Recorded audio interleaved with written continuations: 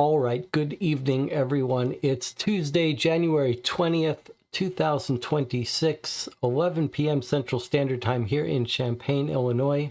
You're watching Co-op for Two. You're joining me for Session 2, playing through this little box here called Unboxed. And I can see I gave you guys just some short notice, and only 8 people have turned up. That's a far cry from the number of people who join me when I play these games on Sunday afternoons. Maybe that's just mainly a reflection of the time of day. But actually, you all know I prefer to play games late at night here rather than in the afternoon. Before we get started, it's fine to join me for Session 2, even if you weren't present during Session 1. I can see no one here has. They're asking what this game is. I'll talk about it in a second, but let's do a little bit of bookkeeping first. First, I want to say thank you to the new Patreon supporter of the channel, which Begonia Romero from Barcelona. I really do appreciate those of you who are willing to support the channel. You make it possible to purchase and bring games to the channel that I wouldn't otherwise be able to do, especially the expensive ones, which is a good segue to the fact that a new Kickstarter game that we backed last year is set to deliver in the next couple days. A mystery game called The Magnus Protocol, based on a podcast. it looks very ambitious. Like it's six cases. I don't know how they got these 6 cases finished in time. I was doubtful it was ever going to fulfill, but apparently it has fulfilled. And I think maybe we will play one of those cases this weekend, either Friday or Saturday, I think. So if you want to see something totally new, you might want to tune in on Friday or Saturday night. That's one of those games that only the Patreon supporters make possible, bringing it to the channel. As you know, I don't have any relationship with publishers. I don't get early copies, so we have to buy our own games here. It sounds like Dispaminite has actually listened to the podcast. Very interesting. Well, maybe you can fill us in on what it is before we play it. Okay, anything else to talk about before we get started? A couple days ago on Sunday, we played our first new letter from a mail-based case that's going to be going for the next 12 weeks. That was Deadbolt Mystery Society's new experimental subscription called Letters from a Ghost Hunter. It was a mixed experience, but I'm definitely interested in seeing how it develops over 4 months, 12 weeks. If you haven't watched episode 1, you've still got time. You can watch it before we play episode 2 on Sunday if the Postal Service cooperates. Okay, let's talk. Wow, down to 5 viewers. This may be the smallest number of viewers. I think it's completely fine. But possibly now we're down to 4. Possibly it's a result of the way I scheduled this. It may not have gotten sent out to people.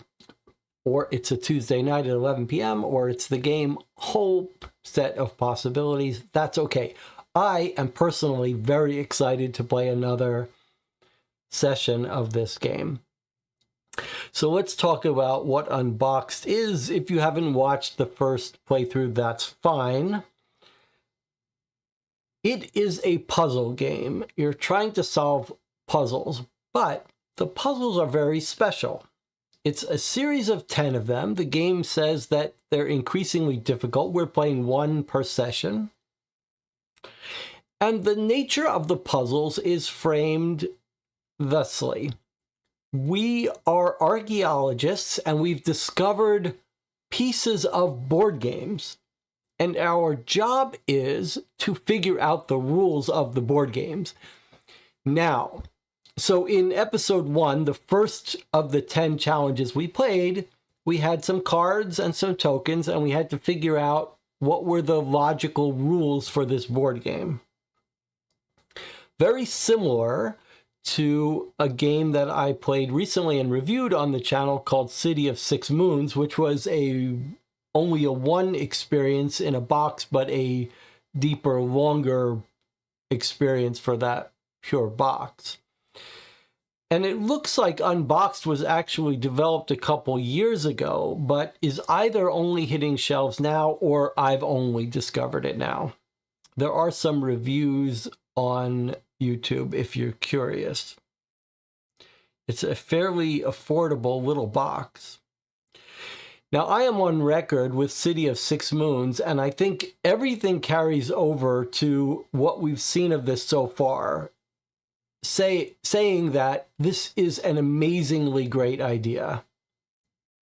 The idea of trying to deduce rules to board games from components is a very rich puzzle experience. It's it requires you to think in a different way than normal.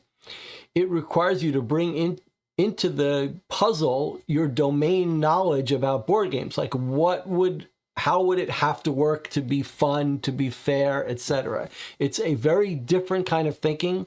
I think it's brilliant. I think it's one of those special ideas that I'm really happy to see a second instance of it. This is only the second instance I know. not everyone loved the first episode, I don't think, the first game in the box, but I did. Now, are they going to get harder? I know the reviewers were a little bit mixed. At some point they said they're impossible to guess.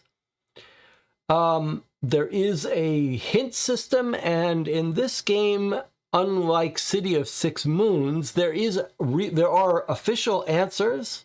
There is a scoring system, and there is a hint system.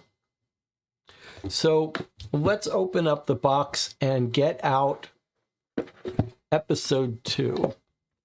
Now, we decided to do a little unofficial variant. We're going to keep track of how we do. We're going to treat these 10 cases as a campaign. The way it's framed is they're all independent, and you reset to the beginning, and so the book has got some hints in it. Okay, so this is where the components would go, but I've just transferred them into a little bag here. This is for solutions, introductions, and hints. This is for keeping track of when you take a hint. And it's sort of an overcomplicated system. I mean, the whole rules are here on this little double-sided sheet.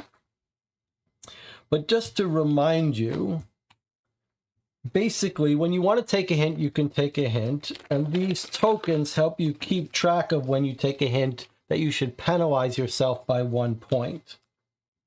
And then this thing called relics, these are just little overly complicated ways of saying you can get a hint for free. So if you're a beginner, you play with 3 relics, one of which is here, and then so your first 3 hints are free, and then every additional hint you take would be -1 point. If you're an expert, you start with 1 relic, so 1 free hint. What is this designer variant? Did we read this already? Let me just see what this says. If you'd rather not be beholden to the whims of a long-dead board game designer, you can disregard the scoring system and try to assemble each Diggs game to your group's unique specifications. Sometimes groups may come up with solutions that are more fun than what was originally intended. You can use your newfound design to give to another group to decipher, adding your own questions and quiz. I think this is brilliant. Jordan Sorensen, this is a brilliant approach to this game. However, we're going to do it slightly differently. We're doing a different variant. I mean, when we come up with rules, if I think they're better than the official rules, we'll say so. But the way we're making this into a campaign is we're starting with 0 relics. And in each, we started with 0, and we're going to allow ourselves to carry over relics and give ourselves 1 at the end of each case, at the beginning of each case. So essentially, because we didn't use 1 in the first mission, we've got 1 now, something like that. So we have 1 free one to use in episode 2, and if we still don't have to take a hint, we'll give ourselves an extra one. Either that, or we should give ourselves an extra one right now. I'm going to give ourselves an extra one right now. So now we have 2 free hints, but if we use these up, then we won't have any, we'll just have 1 for the next mission. All right, anything else to talk about before we get started and read the introduction to Archaeological Dig number 2? Here are the main components for all of these games. There's only a couple of decks and basically 1 kind of token. That's the only sad thing. I would love to see them take this idea and really deluxify it.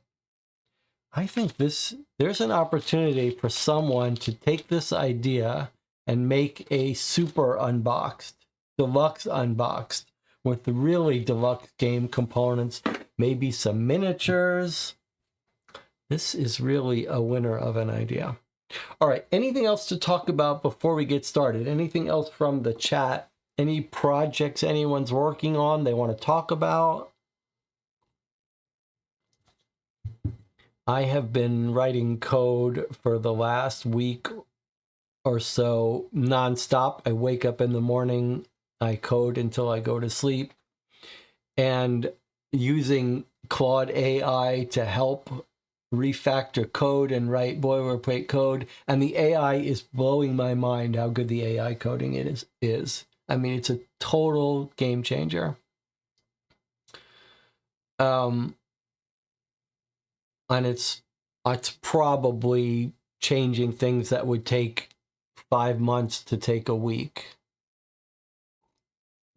Maybe not quite that extreme, but at least by a factor of 5 or 6. And it's only going to get better. All right, that's it. No one else is chiming in. No one's got any projects they want to talk about. No one wants to pitch their blog, their website. All right, let's get to it then.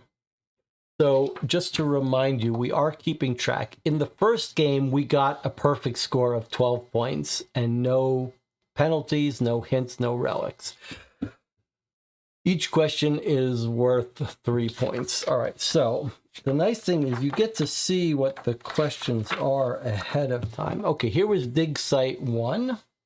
I'm not going to spoil that for you. Remember, if you do watch one of these playthroughs, you can only play through these once when you figure out how it goes. So if you think you might want to play this game, you might want to stop watching now, buy it, play it, and you can come watch how we encountered each game. Okay, so don't turn the page unless you're ready to score the questions. That was for Dig Site 1. So that was the solution to Dig Site 1. I'm going to just fold that over, and here's our next Dig Site number 2. Okay, be sure to catalog all the small stone game pieces scattered around the floor of the excavation site. From the way they're strewn about, it looks as if they all toppled from a higher perch. What a mess. It must be nice and easy for replacing lost components when your game only uses common stones. So you might ask yourself, what does that mean? Like, this is it. This is the entirety of the instructions. This is all we got. So you might ask yourself, what are they talking about? All the stone pieces scattered around the floor. I think what they're basically saying is these are the components. So we know we have exactly these in this exact quantity. So there's our leftover relic. Okay, so it looks like we've got maybe 8 of each, maybe all of them. 4, 5, 6, 7, 8. Yeah, okay. So we have all 8 of all 4 colors. So I'm just going to stack them here. All right. So I think this is its little way of telling us some little clue about the game. Remember, we're trying to figure out the rules of this board game.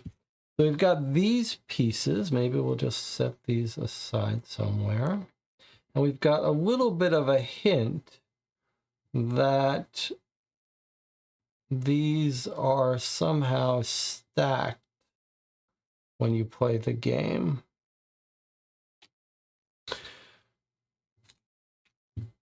So what does it say? Sorry, what did it say? It says, catalog all the small stone game pieces, which are these things here. These are the small stone game pieces that they're talking about. And then it says, they're on the floor. They must fall. They all toppled from a higher perch. Must be easy for replacing lost components when your game uses only common stones. Okay, they topple from a higher perch. We don't really know what that means.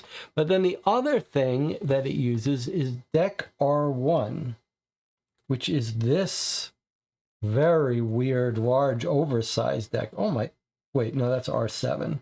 Okay, so it's only this. Is that right? That it's only this card? It's none of these other card decks? I think so. Is that right? So the rest of this is R2 through 7. These are different rule books. This is like the rule book or something. And then in our last game, we used all of this deck of cards. But these are A, B, C. These are different decks. I don't think this has a deck of cards other than this rule card. Let me just make sure that we don't need any of these.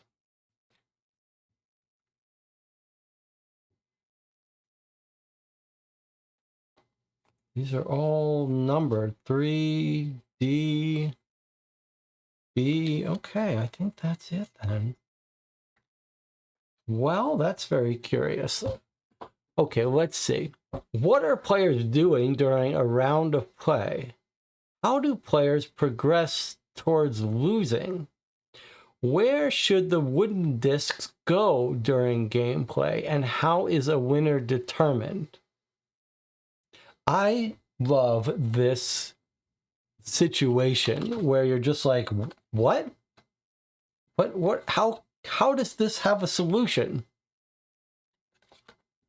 But let's think about it. So R1, we got both sides of this. All right, let me get my discs out. So it looks like, I don't think, no matter how you're supposed to arrange these, I don't think this is any clue. Like game 1, it showed the similar thing, but 4. Okay. So, okay. So this is clearly like 1 disc, 2 discs. Now, is it literally mean you put 1 disc on your hand? On top of your hand? Now, I should remind you of something else that I didn't tell you if you weren't here for episode 1. What the rules say is that every game is a multiplayer competitive game. So no cooperative games, no solo games. So this is a multiplayer competitive game. The other thing I should tell you is that in our first game, we figured out that these are player colors. So that, if I had to guess, that seems like a likely thing here too. All right, but what is it? This is almost like tie and then this person wins, but this is not really telling us whose hand, unless it's suggesting that this is the left player's hand. Or is it a dexterity game and you're physically doing something? Or is this, if it wanted the hand to be covering these, you would think they would be under the hand. So this feels like you're supposed to put this on top of your hand. But, okay, let's see what this is. How is this a game? All right, let's take a look at what we've got here. We've got 2 sickles. We've got mountains, and we've got a scroll. How on earth is this a full game?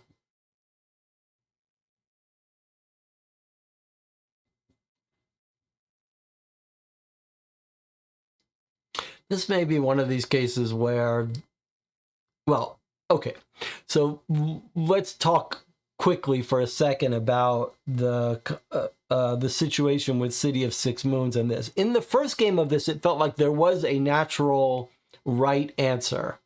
This feels very ambiguous and underdetermined. Like, I don't feel like there's enough here to really give you a unique game. But let's try to figure out what it could mean. And then maybe we're going to take some hints on this one. So,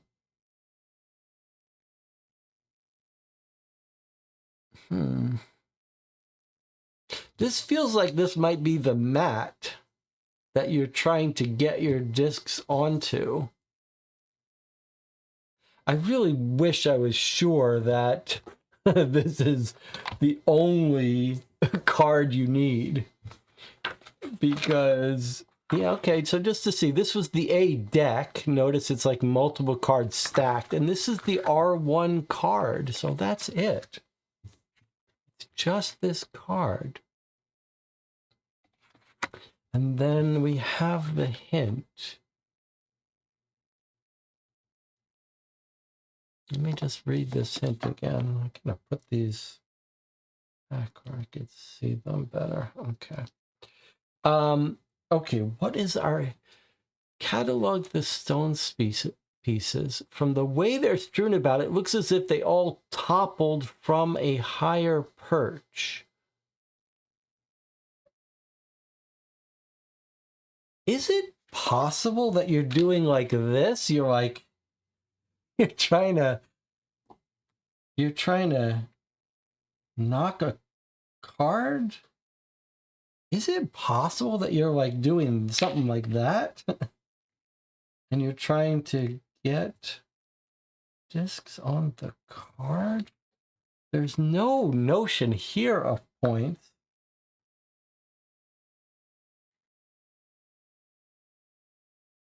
Are you just trying to balance these on your hand while you do other stuff?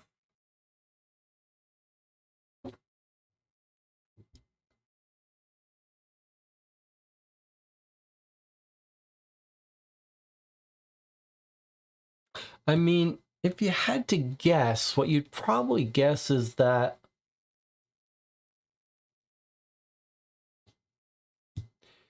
this is a tie, this is a victory by this player, or is it step one, step two?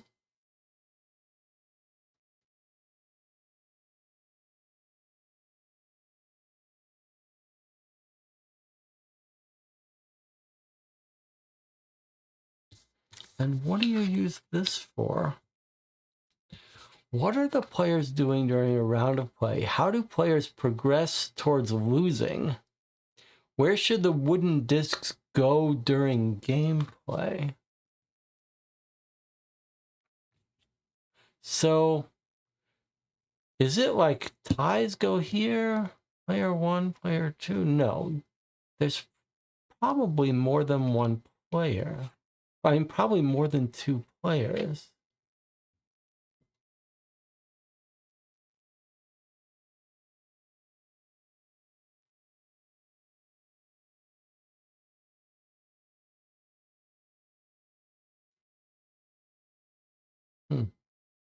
So one way you can tackle a game like this is just to say, okay, we don't have to figure out the rules, just a set of rules that would be consistent with this.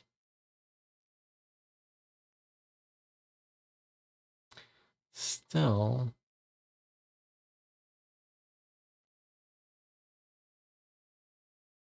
is it just the game is to try to see how many discs you can stack, how many stones you can stack on your palm of your hand, on the top of your hand while you're fighting, while you're physically fighting?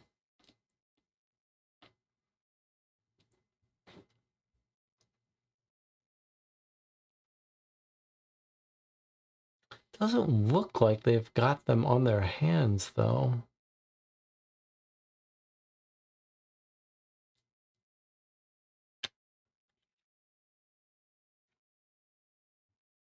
So those are this feels like the rule, and this is where this is like the board. But what do you think it's trying to tell us here?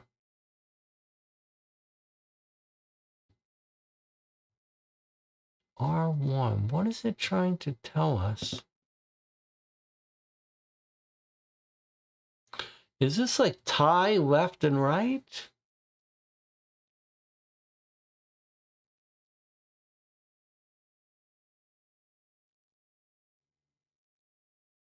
Sounds like that is like a natural thing for a tie. Like if you tie, you both put your discs here. If left person wins here, right person wins, is it always two-player duels?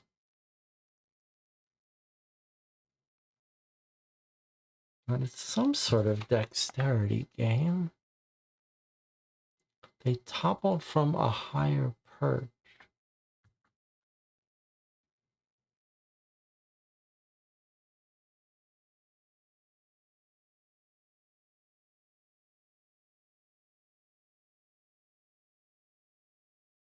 I think what we'll try to do is we'll try to come up with something and then we'll look at hints and refine our ideas.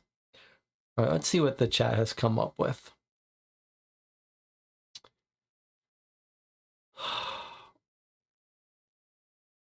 All your discs end up on the ground, you lose. Maybe they have to balance on the wooden discs on their hand while doing things, and it should stay on their hands while doing it. The game is called the Tower. Making a tower seems great. Okay, that's a great insight that we should look at the name of the game. It's called the Tower.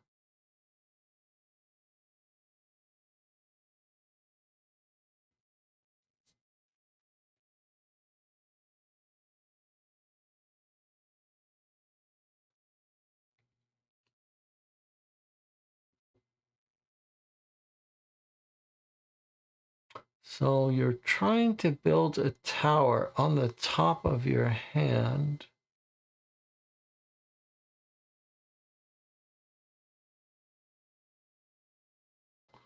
Why is that a challenge? And what is this for?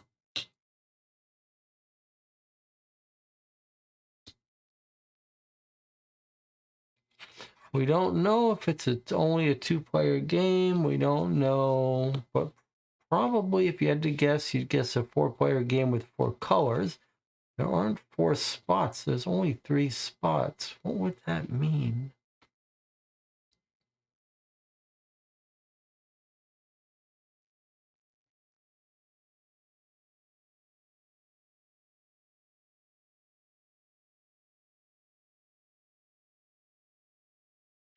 It's only 1 and 2?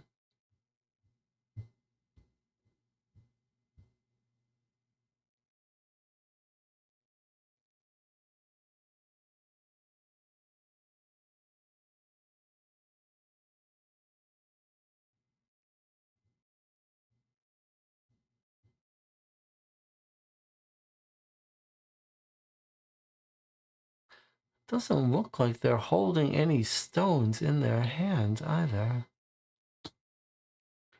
Why are there these three symbols? So what have we got? We got a mountain, a scroll or a magic carpet, and some crossed sickles, and then a hand here.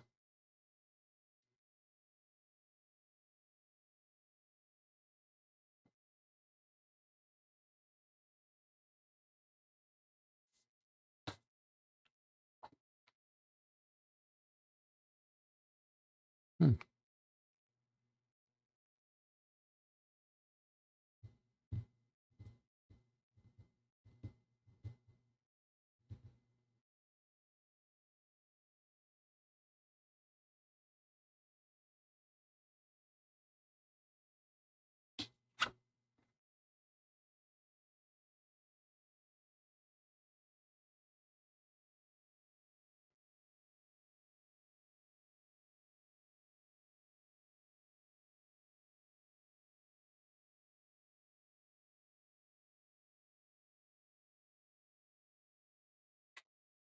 This Feminite says, I'm thinking the 3 picks are 3 challenges. Doesn't, I guess part of that question is whether you think these rules are like missing a huge amount or not. Like clearly we can't guess the number of rules, that these different rules this way.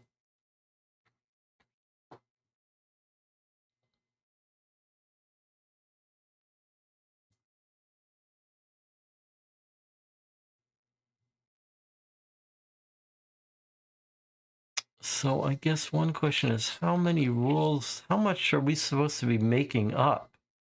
Do we think we're just going to make up rules like, okay, if you're on the mountain, it means you got to balance 3 discs? It feels like this is, if you, so, hmm.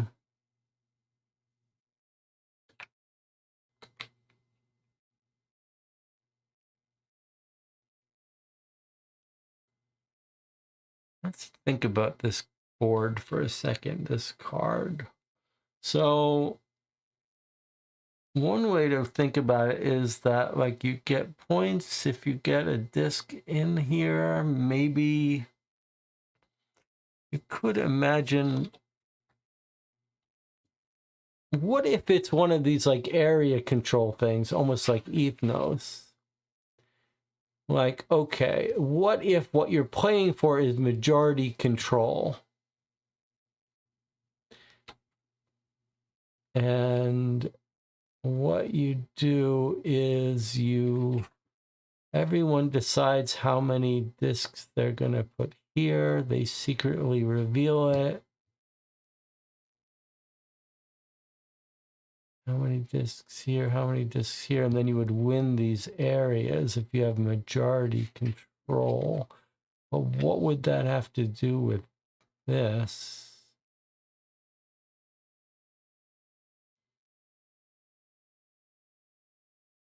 And is this showing us, like, it is weird that it's showing us this guy is losing, and it almost looks like this would be for his hand.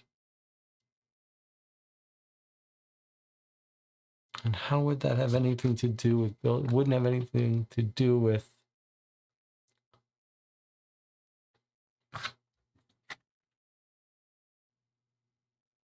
So you have a tower.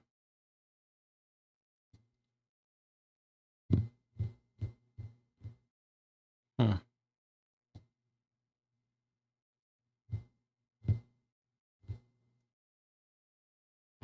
I mean, these feel like they're not conveying any information. They're just 3 different areas. But what the hell is this supposed to be telling us?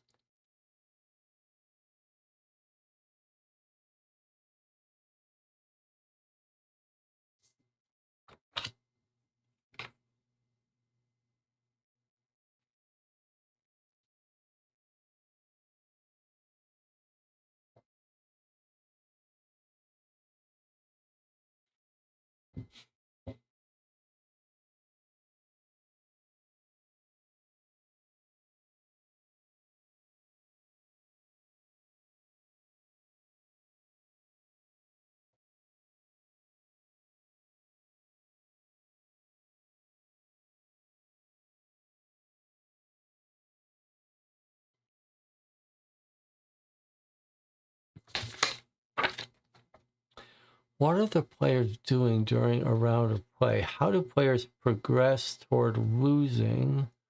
Where should the wooden discs go during gameplay?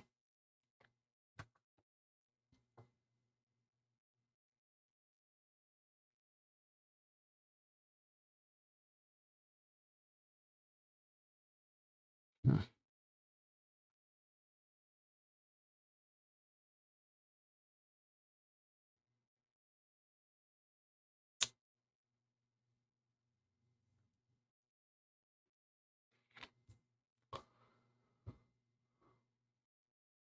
So you could have everyone puts their entire stack on the palm of their hand, not the palm, on the top of their hand, your entire stack. And then you do various activities, and they're going to fall off. And when they fall off, you put them on the activity. And then what? It's the person who has, as soon as you have 2 discs there, you lose.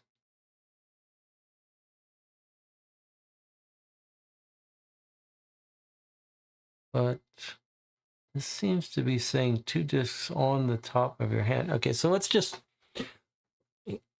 try to force ourselves to brainstorm things. So here's one possibility. We got 3 different tasks. And this one is the fighting task, even though sickles don't look like what they're using here. So you challenge someone to the duel. You each put something on the top of, you each put a token on the top. If it falls off, you put it in. Doesn't seem right.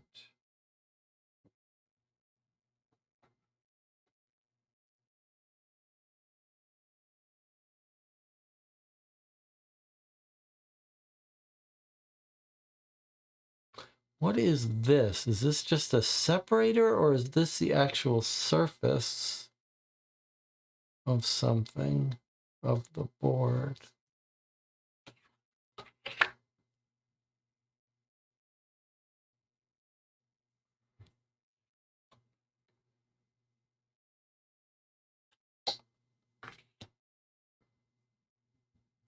This is a very weird thing. It feels like you would win by having the most stacked. This seems to suggest that in this situation, someone's losing. It's either the guy on the left is losing, or that's how you win. This is like a left hand looking at us, right? It's a left hand. And what about this? This is also the... No, this looks like it might be the right hand, although you can't tell if it's facing up or down.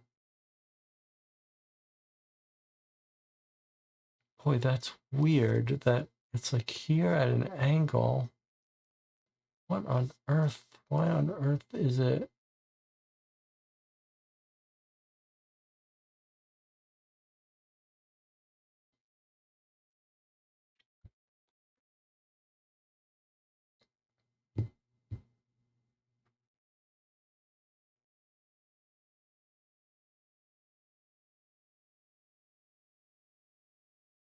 It's a tower with pieces falling from a height. You put stone on your hand. You can put 1 stone or 2 stones on your hand.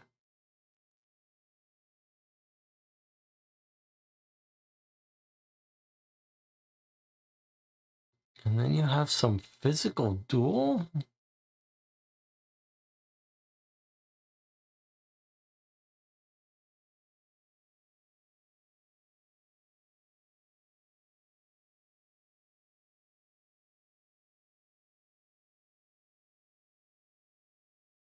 And you're trying to what?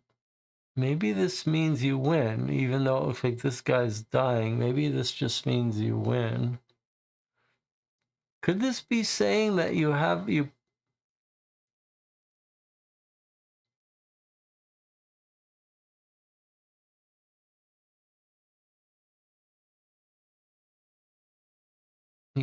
put some things on your hand and you have a duel of some physical form.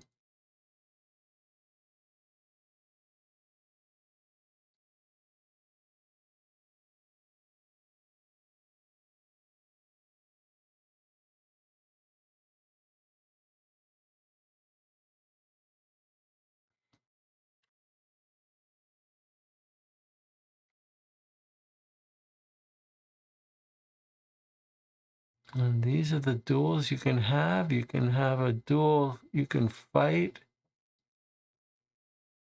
A duel where you try to stay as still as the mountain.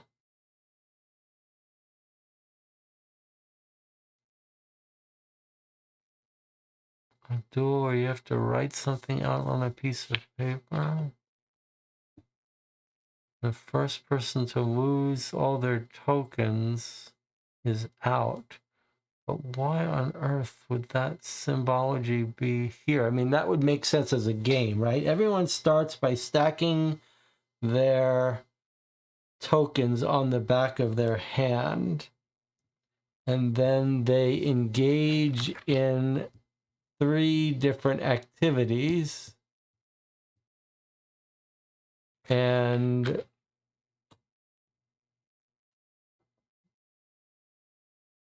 the person with the most tokens still at the back of their hand at the end of the activity wins that activity and gets to put one of their tokens on this spot. So this is the fighting challenge, the stay still as long as you can challenge, and the move your hand in a circle challenge. And then what is this rule telling us? This is the part that's weird.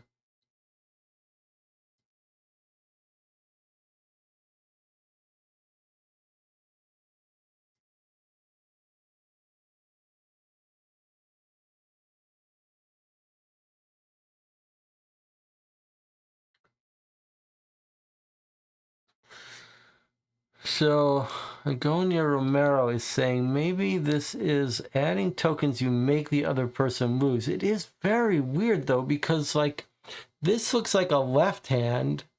So this feels like, to me, it's saying like this person, this should go to this person, and then this is lose. But if we ignore that for a second, maybe it's saying that if you have 2 tokens, you win. If you have more tokens, you win. It's just very odd.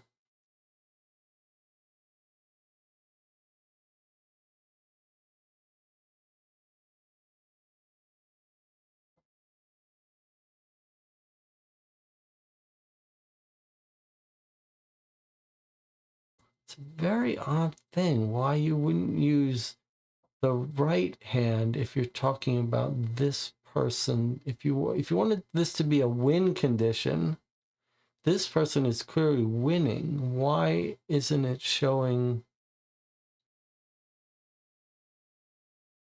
Can we think of a game where if you get 2, you lose? Can you imagine a game where you start out with 1, and then if you get 2, you lose? How would that work? It's hard to see how you could make it so that you don't.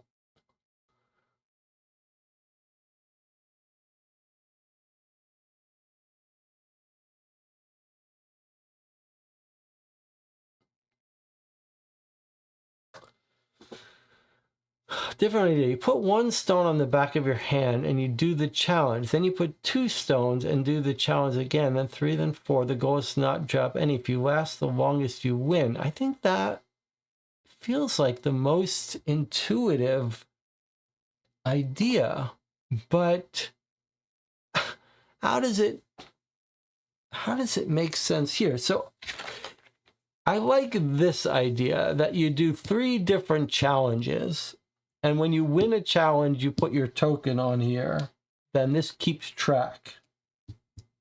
And at the end of 3 challenges, this is our scoring thing. So at the end of 3 challenges, red won this one, and this one, and this one, then red would win the game. And maybe it's possible to have multiple discs on each space, but again, that this is the board, and at the end you do area control in each of the 3 sections. And then the question is,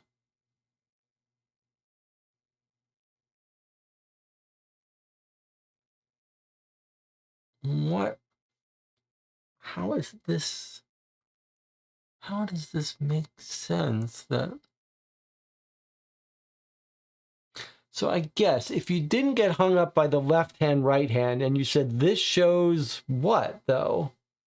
Shows them starting, shows them tied, and then this shows winning. Why is it like 2 exact discs here?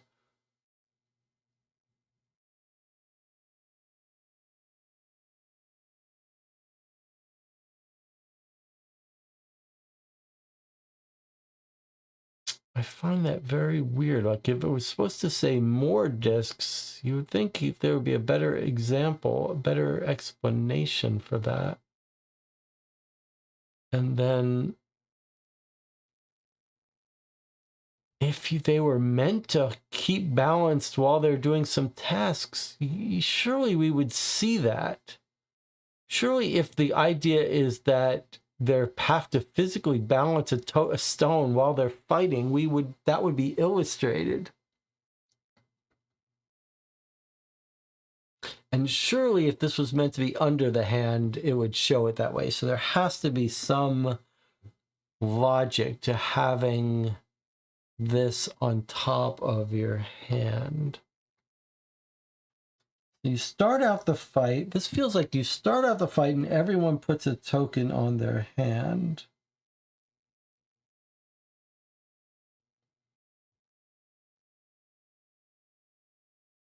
So what if what it's saying is this? Okay, here, this makes some sense with this. If this person is losing on the left, what if it is you fight, you put a token on your hand. If you lose, you have to add another token. And if you ever drop tokens, you lose the game. If you ever drop tokens, you put them on the task you're doing. Okay, so here's at least a consistent rule that explains this guy losing, he has 2. Every time you lose a duel, you have to add a token to your hand. That's my pitch for what this picture is saying. You fight, you lose, you have to add a disc.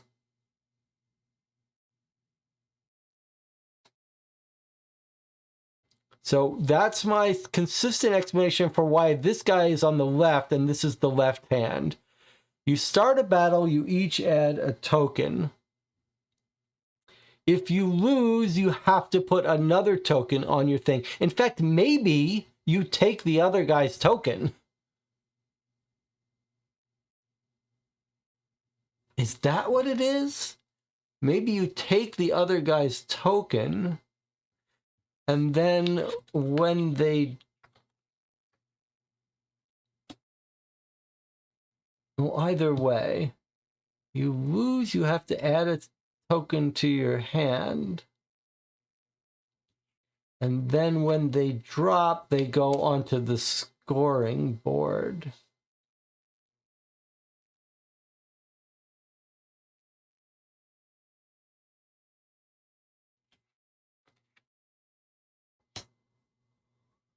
So why is that a game? It's because the more you lose, the harder it's going to be to keep from dropping your tokens. But why not just make it if you lose, you put a token on here? It's some like second chance thing. Like you lose a duel.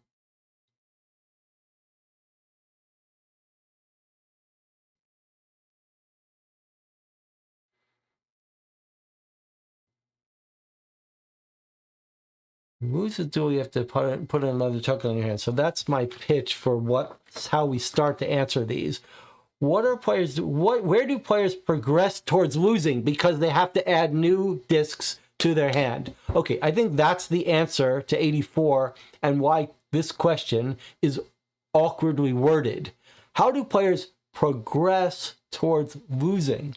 They progress towards losing by having to add additional discs to their hand, which makes it harder to keep from spilling them.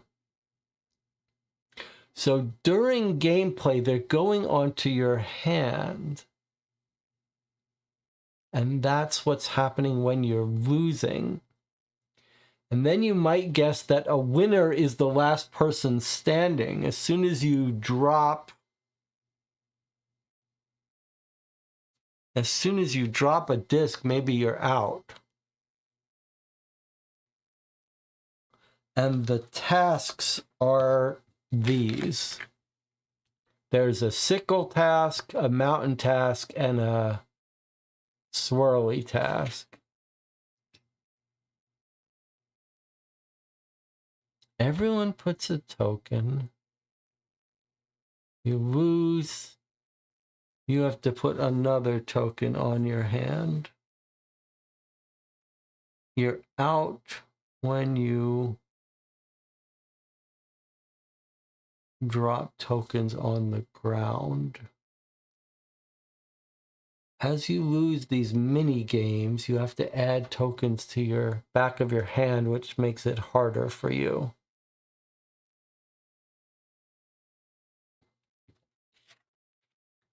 I do wonder if the mini game is something else, though. You could even imagine that it's not a...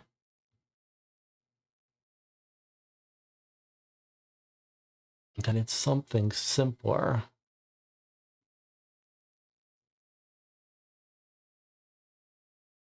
Three mini games. You put the tokens you drop during a game on this space.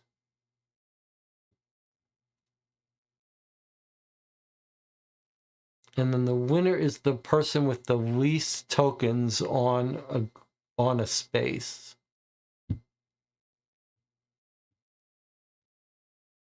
So there's a game for you.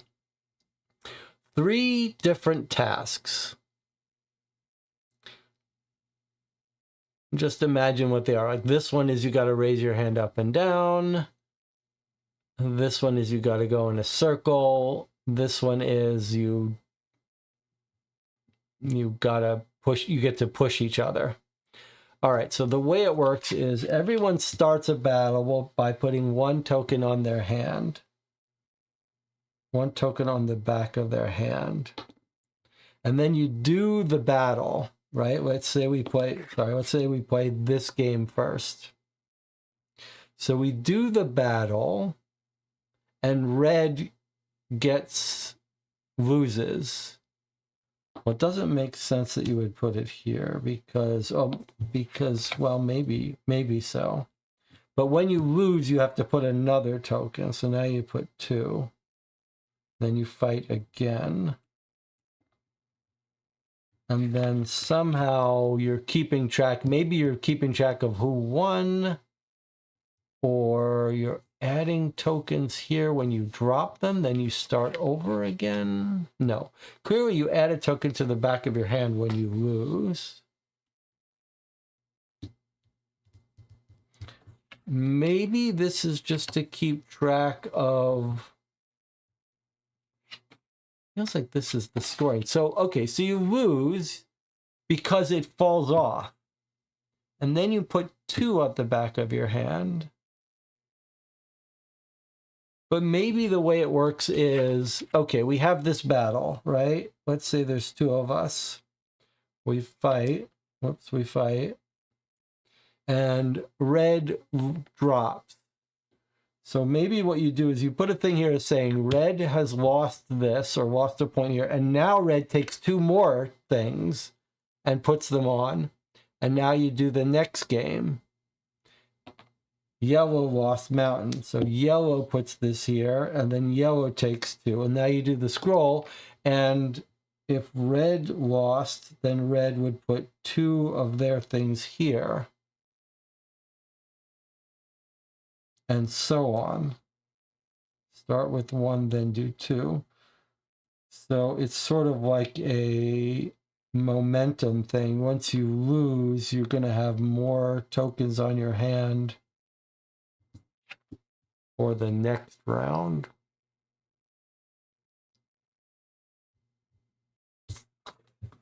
Now, okay, so that's not a great theory of a game, but it is a working theory of a game. So we could try to brainstorm more, or we could try to be logical and use the meta part, second part of this game, and ask ourselves, what clue should we pay for? Like, what is the best clue to help us?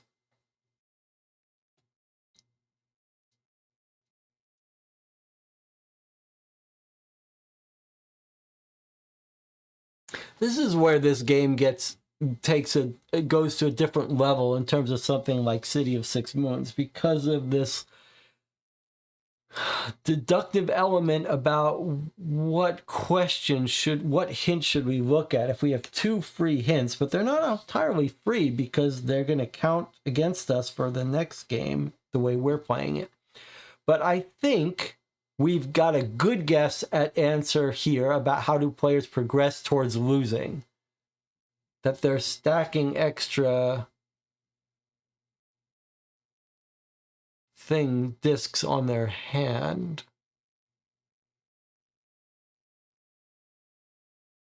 And then maybe your answer to this next one is similar. Where do they go? Although it might be something about this. Might be telling us about this board. How is a winner determined? I guess we're curious about that. And then maybe the thing we're most curious about is this top question. What are they doing? Like, what is a battle?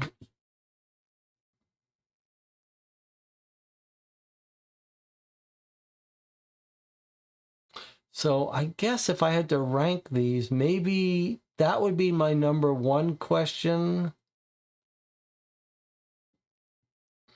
And then these last 2, I'm not sure in what order. And then this one, lastly. Why don't we take a break? You give some thought to which question you think we should get the hint on. And I'll see you in 8 minutes.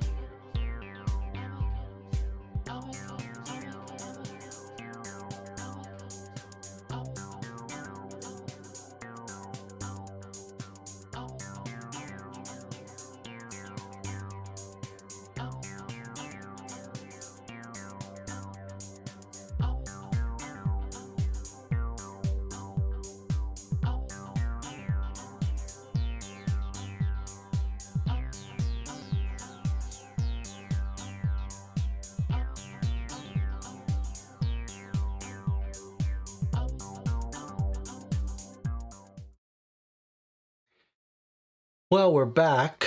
I don't think we have a great idea. We're certainly not confident about this game, but we have a working theory. I think maybe it might even be that this is a multiplayer game, but all the things are duels. So two-player duel, you put a disc at the back of your hand, and if you lose, you have to put two discs on the back of your hand. So it's a dexterity game to do some duel and not have the disc drop off. And if you lose, you have to add a disc. And then if I had to guess, I would say basically that we've got three different kinds of duels, and that maybe the winner gets to put their disc here to keep track of who has won.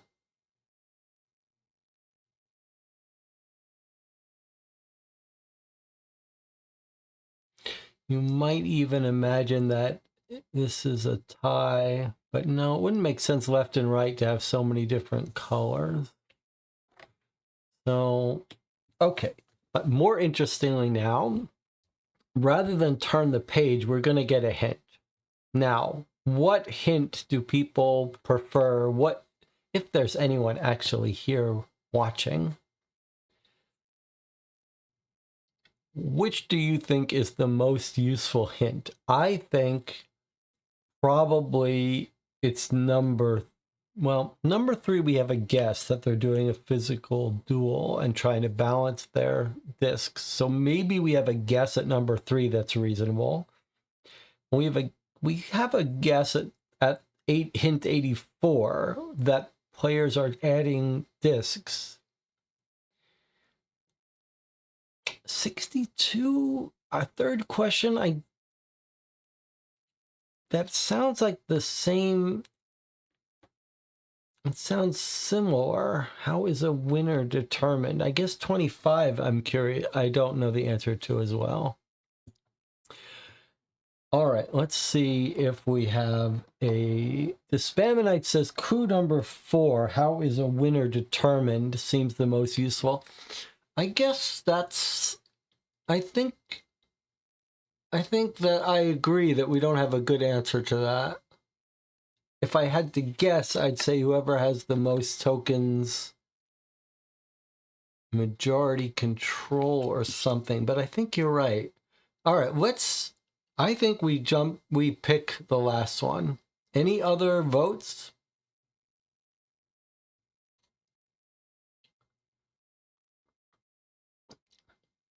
All right, we're going to try clue 4. How is a winner determined? So we're going to look at the answer to 25, and that's in the front of the book. This is the total, but don't look at them. I'm going to look at 20. I'm going to look at 25 and tell you what it says. I mean, these hints are very sparse. All right. 25 says, towers look a lot taller when all of the buildings around it have crumbled. Towers look a lot taller when all the buildings around it have crumbled. So I think that's our answer then. Our answer is it seems like it's likely to be whoever has the tallest tower. That is not consistent with our theory of when you lose, you add a thing. But is it saying that you... Okay, no. How about everyone starts with a full tower? Maybe that's what it's saying. Everyone starts with a full tower.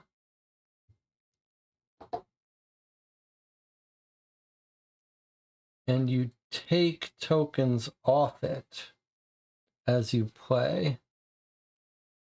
And so the winner is the one who's got the tallest tower remaining when the game ends. That's how you determine a winner. Whose tower, when the game ends, is the tallest?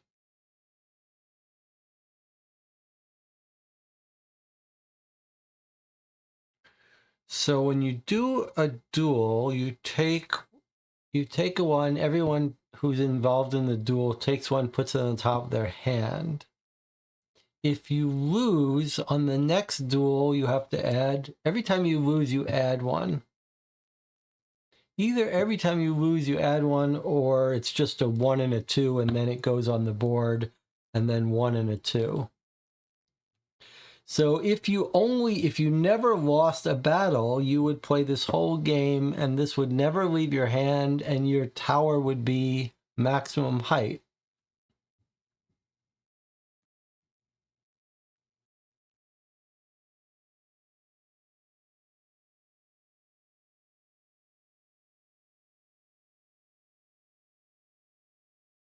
The alternative, if this left-right thing is wrong, and it's just a generic saying that if you win, you add, then the rule would be every time you beat, you leave one, you put one on top, and your tower grows on the back of your hand. However, I do think that little hint about when everyone else's tower crumbles, the tallest tower looks bigger, does seem to suggest that it's just a starting tower and the loser is going to go through more of it. Okay, that was our free hint. Our first free hint. We've lost that. I think we need another hint, though. Still consistent. You place tokens in the rival's game. The taller the tower, more difficult. The one whose tower still... was the winner. Yeah, I'm not sure.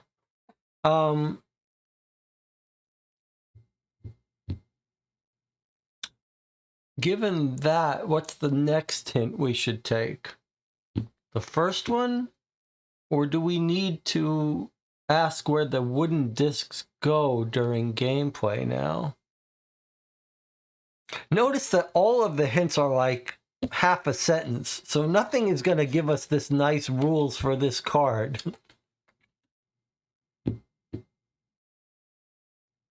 What's the next best hint for us to take? It's going to be some cryptic suggestion.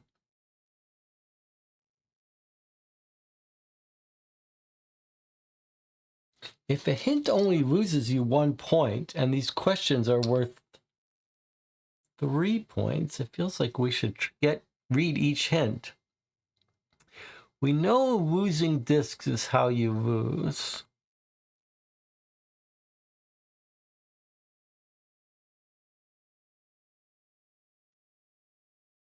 No, I'm not really even sure about that. I think we're going to spend our free relic to ask the first question, what are players doing? Let's see if we can get confirmation that they're doing a physical duel. Okay, hint 3. Here we go. Well, this is unexpected.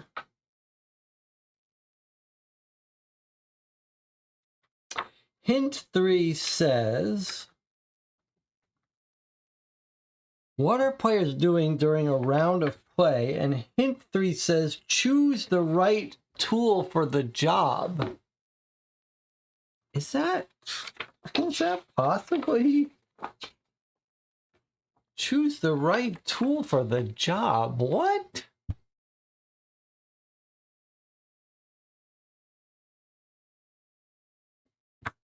What on earth? What does that mean, choose the right tool for the job? What are players doing during a round of play? Choose the right tool for the job. What on earth?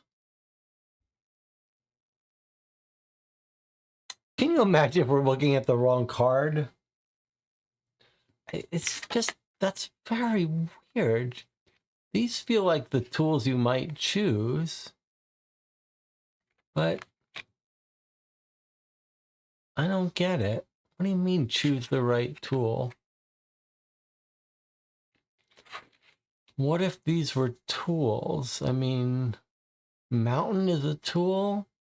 Paper is a tool? That's very weird.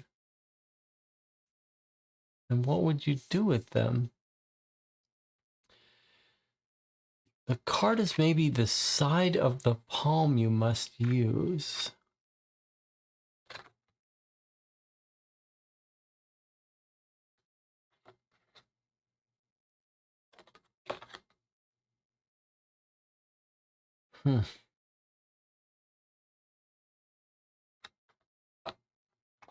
What are players doing during a round of play? Choose the right tool. God, that's weird.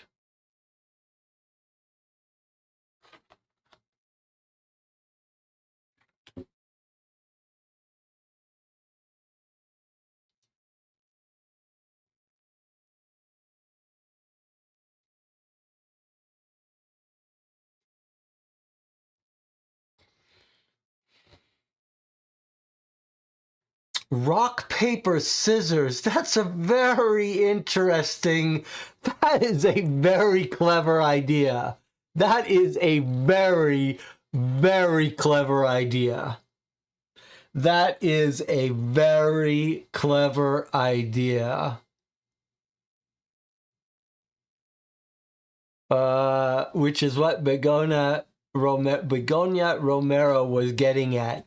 He says, do you have this game in your country? I don't know how you say it. I think you're saying rock, paper, scissors. That's it. That is so clever. Oh my God, that's so clever. It's rock, paper, scissors that you're playing. Oh my God, it's rock, paper, scissors. So you're playing rock, paper, scissors, and it's the something's happening with the discs. It's rock, paper, scissors. Oh my God, that's so clever. Okay. So now we know you're playing rock, paper, scissors, but now let's try to now put that twist of the discs on it. So is it that you're playing rock, paper, scissors with these still on your hand? Or is this just a symbolic thing?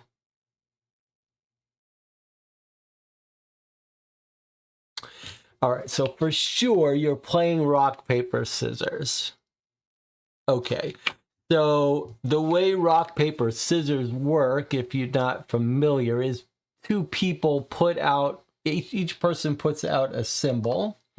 You can put scissors, you can put a rock, or you can put paper, and they beat each other in a little chain. So rock destroys a scissor destroys a paper, and a paper covers a rock. So when the two people put their things over, paper beats rock. Okay, so people play their duel, and you decide a winner. Now, this seems to be a little bit of modified version of rock, paper, scissors. And what's happening here? So you have a duel.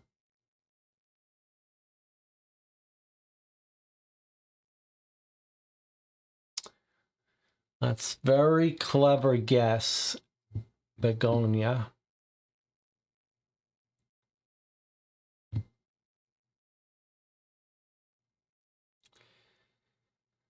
Okay, one rock beats three, two beats two beats one. If you lose, you throw your disc around. I don't quite following that, but okay. So you're playing rock, paper, scissors, and what's happening here? You play.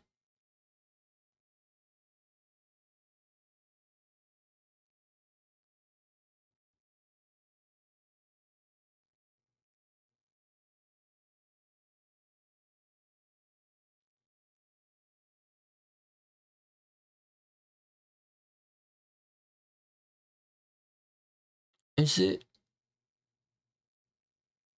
okay? Is it just saying if you tie? It's one disc, and if you lose two discs? Or are these physically putting the discs on the top of your hand?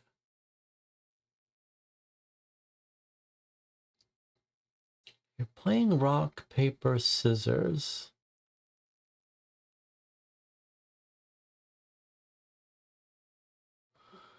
So one possibility is this is showing us what happens if there's a tie, and this is showing us what happens if you lose. If you tie, you lose one disc. If you lose two discs. And you're just accumulating the tokens of other people that you duel with.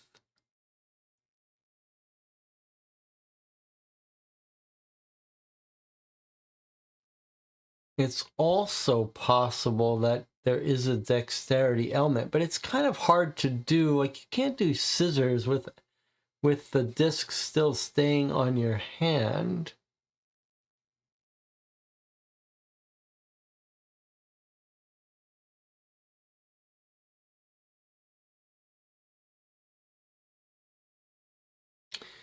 So whether you gain or lose, I guess it doesn't.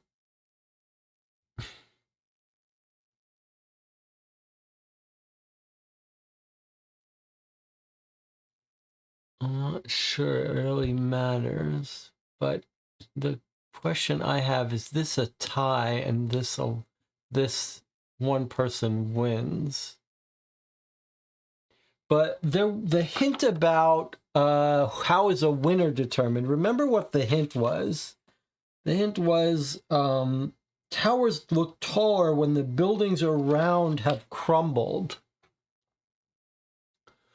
So I think what it seems to be suggesting is that maybe you stack the towers.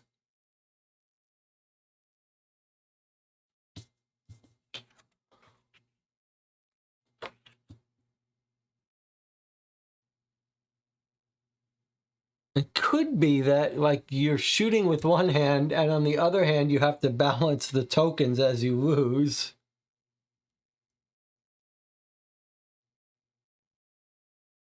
But maybe we're going too far.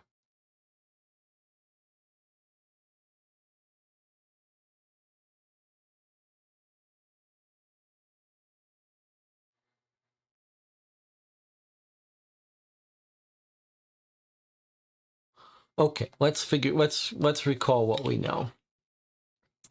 You're playing rock, paper, scissors in duels, and if you win something good, this is just a reminder about how to play rock, paper, scissors. Okay. So the key to the details of the game here. So let's think about possibilities. One possibility is if you tie in a duel, it's 1 token, and if you lose, it's 2. It could just be symbolically telling us you gain a token or lose 2 tokens, but the rules talk about towers crumbling. That's how you win. When everyone else's tower crumbles, your tower looks the biggest.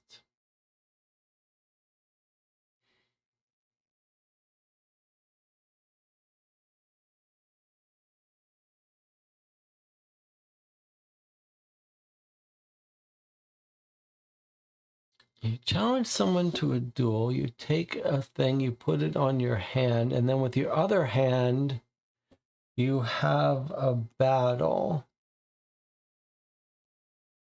If you lose another token off your stack.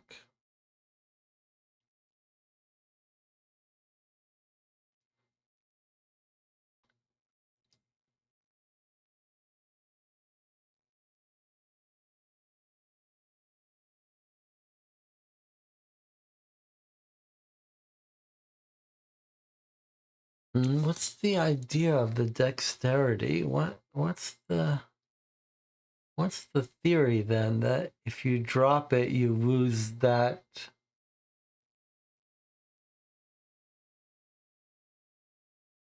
You lose those tokens.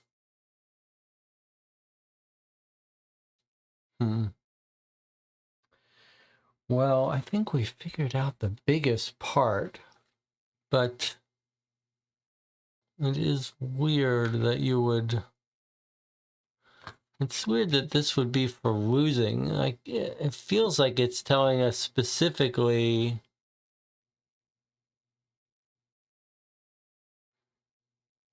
But maybe it's just that if you tie, you lose a disc, and if you lose 2 discs. And then at the end, whoever's the last one standing with discs wins. And maybe there's no dexterity at all. Okay, let's think about it this way. If the question we have unfigured out for us has to do with, is the game dexterity, then what question would we look at? We've looked at the first hint and the last. The last says whoever's towers are crumbling, the winner's looks tallest. So that just seems like you're taking him off the thing.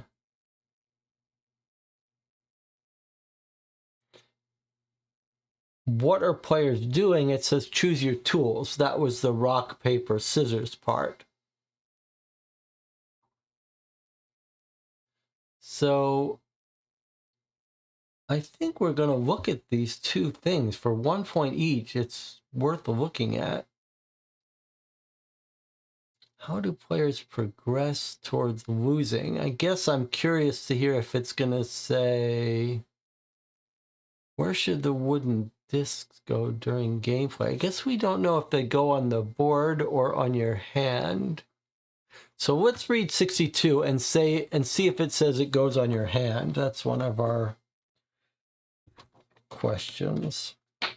Okay, so we're going to have to pay for that with a penalty. Your tower's foundation might be a bit unsteady. The answer to where did they go during gameplay says your tower's foundation might be a bit unsteady. I think it's suggesting that you have to put the discs on your hand.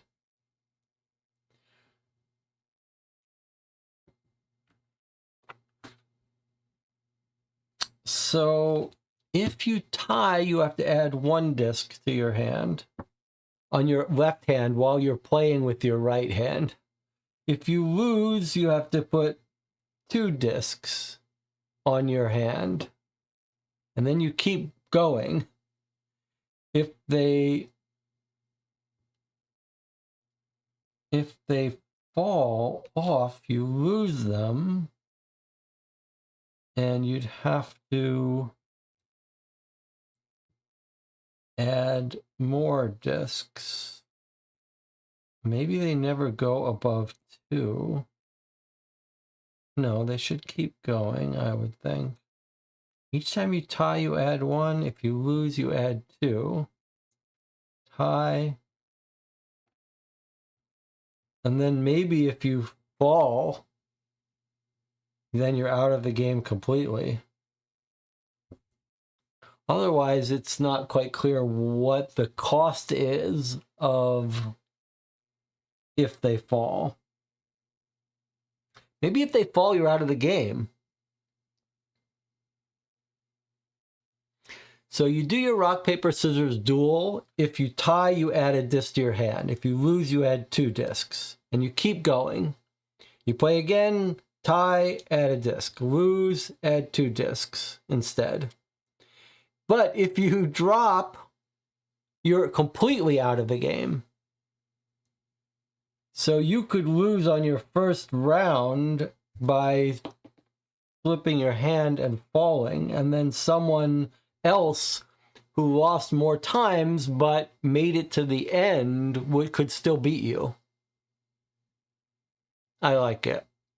I like it. So it's a combination rock, paper, scissors, and dexterity. You can play rock, paper, scissors as long as you're very dexterous. You could stay in it and outlast someone and challenge people to try to get them to fall. I think that's reasonable. Is there any... Okay, what are they doing? We read that hint, choose your tools wisely. You're dueling, you're picking someone, you're dueling with them. We read how is a winner, it's the person whose stack, if everyone else crumbles, everyone else is out, whoever's stack is the tallest.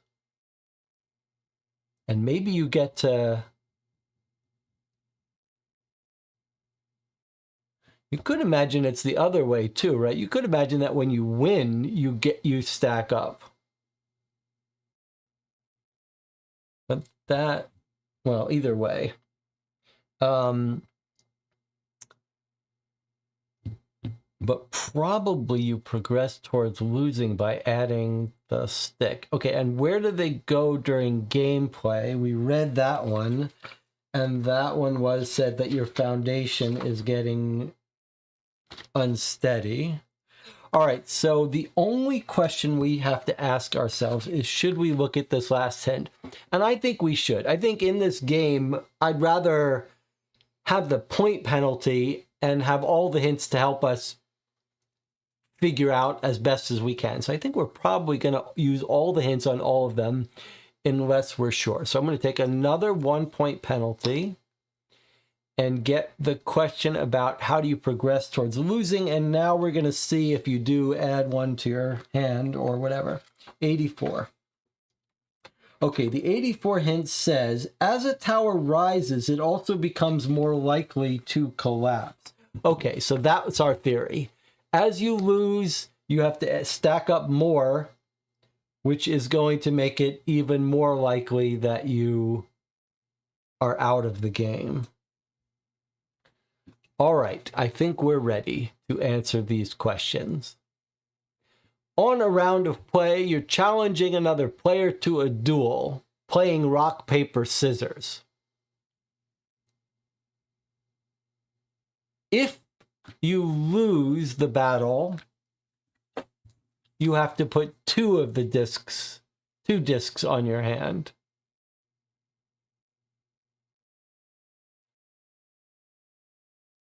You know what?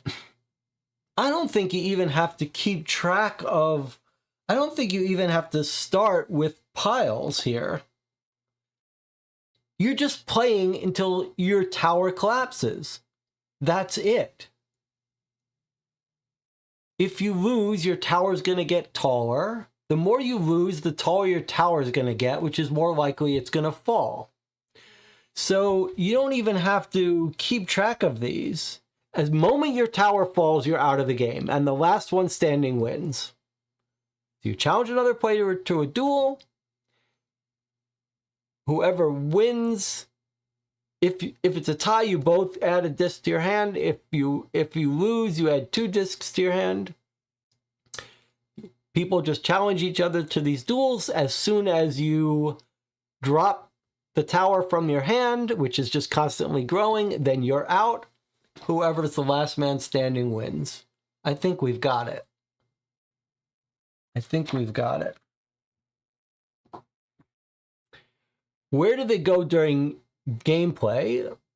They go on your hand if you lose or tie. How is a winner determined? I propose it's just the last person standing.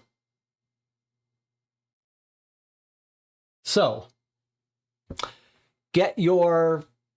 it's time to make your final answers. How would you answer these questions? Anyone think differently than I've suggested?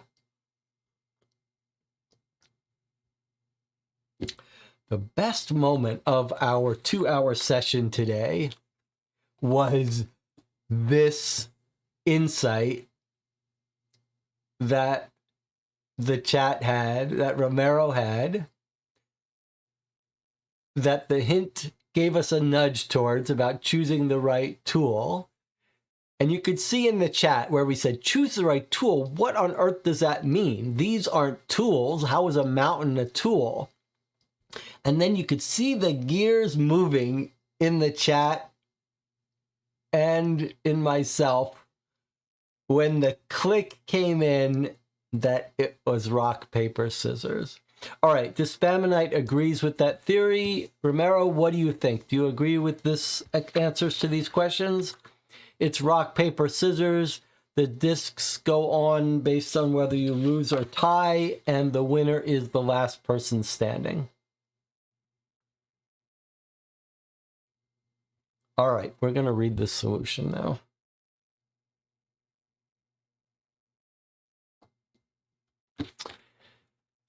Here we go.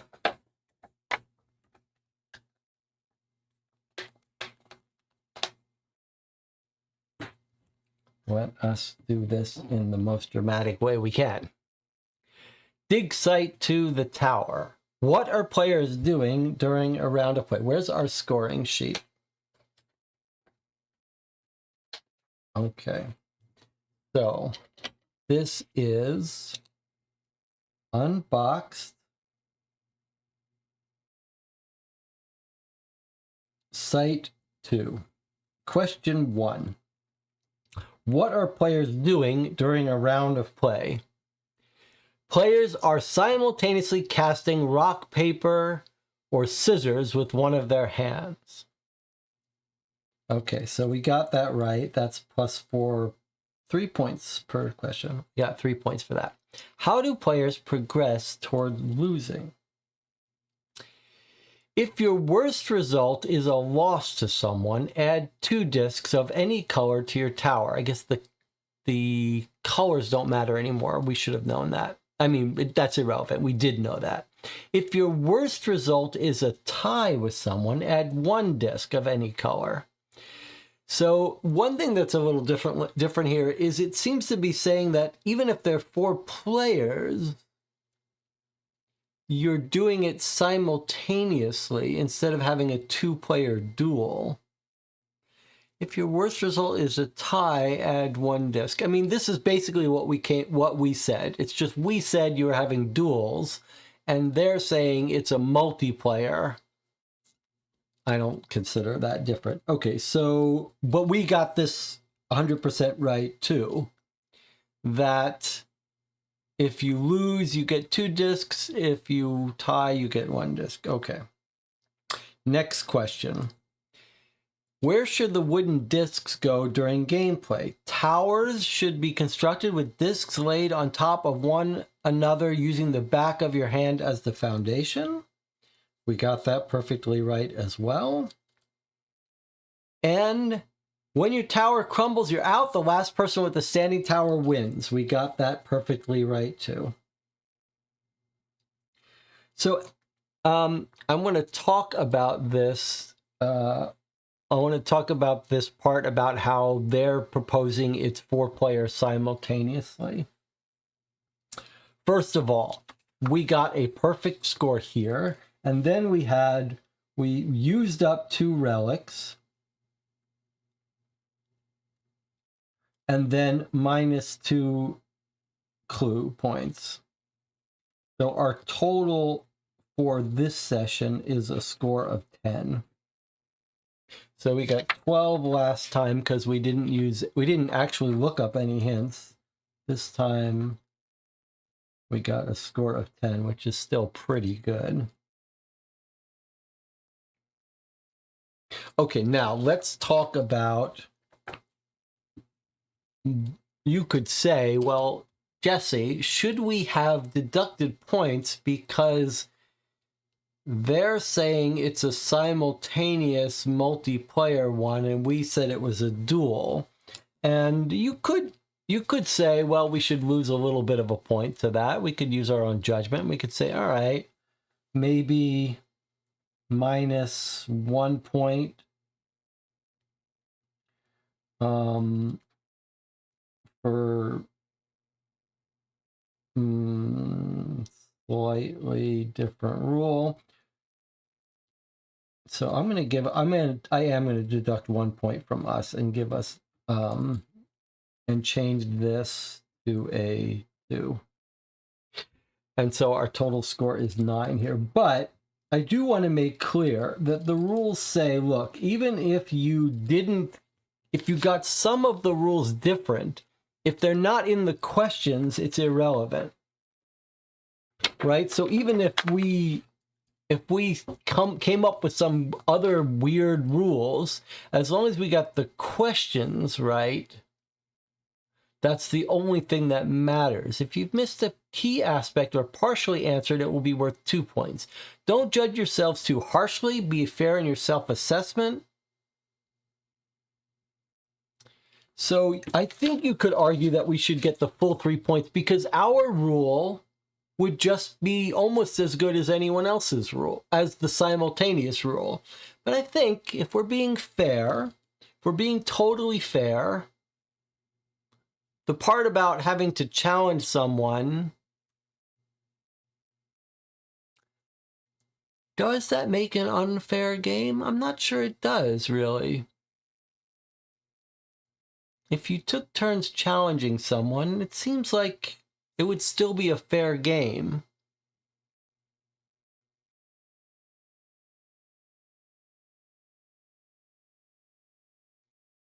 So I'm not sure we should deduct a point, or if either rule, the dual version or the multiplayer version, is good. I do think this seems to suggest that the duels are all two-player. So I'm not sure. Maybe give us back our points, says Romero. You know what? I think based on this, and based on the claim that I'm making that the game would still be a good game, I'm going to give us back our full points.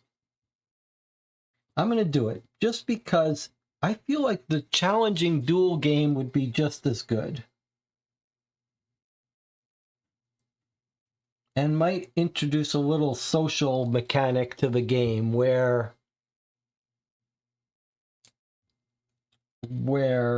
you can challenge someone and sort of throw them off their psychological game.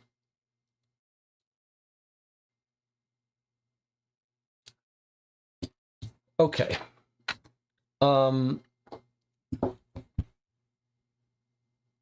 I think this is a lovely game. I think there's a lot to love in this box. We've now spent an hour and a half on the second mission. I think that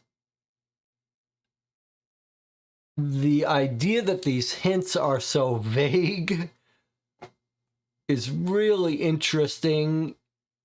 We got these hints, and for most of them, we were like, what do we do with that? It's not very helpful. It's sort of vague. It could be helpful. And then we got that one hint that was just like, how could this?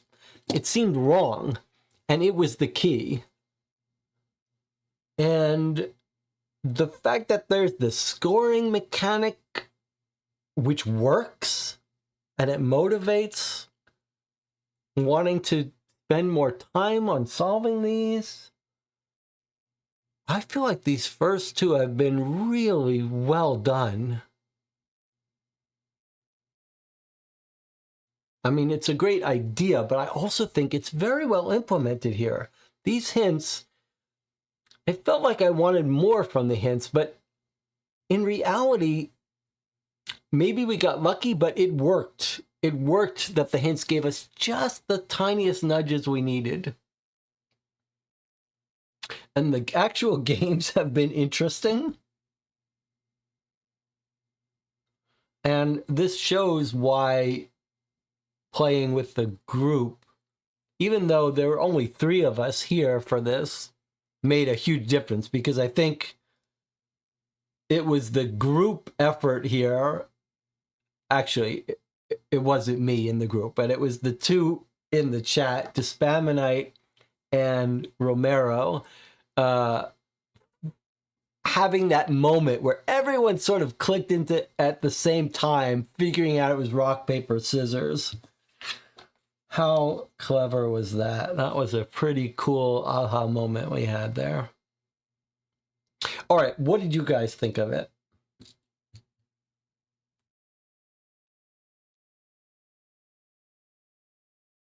We all knew when we were starting, when the gears clicked, everyone knew, yeah, this is it. It's rock, paper, scissors.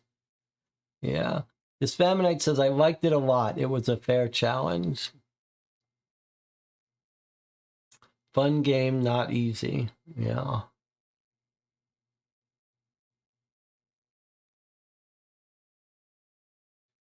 The hints were well done. Yeah, the hints were well done.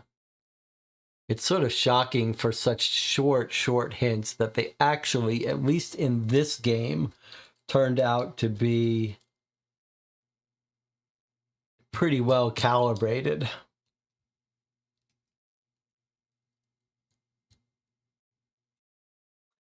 Without the hints, it would have been hard. I think that's right. Without the hints, pretty hard. But the hints were perfect. And I think it's a good lesson if you're advising someone on how to play this. I think you really probably should always look at all 4 of those hints, unless you're really convinced. Losing a point is worth exhausting the hints since they're so vague. Well, I really enjoyed this, and I really love this game. I think this is such a clever, different kind of puzzle. And I can't wait to see what the other 8 sites look like. I was thinking maybe we'd play this quickly and play multiple in one night, but let's be smart. Let's do 1 per evening, 1 per session, and we'll play 8 more sessions. All right. You could get there probably thinking more time, but not in a live session. Yes, well, that's one of the challenges of doing these puzzle games live, is that you can't take a break, sleep on it, and then have an epiphany. All the epiphanies have to come on the clock.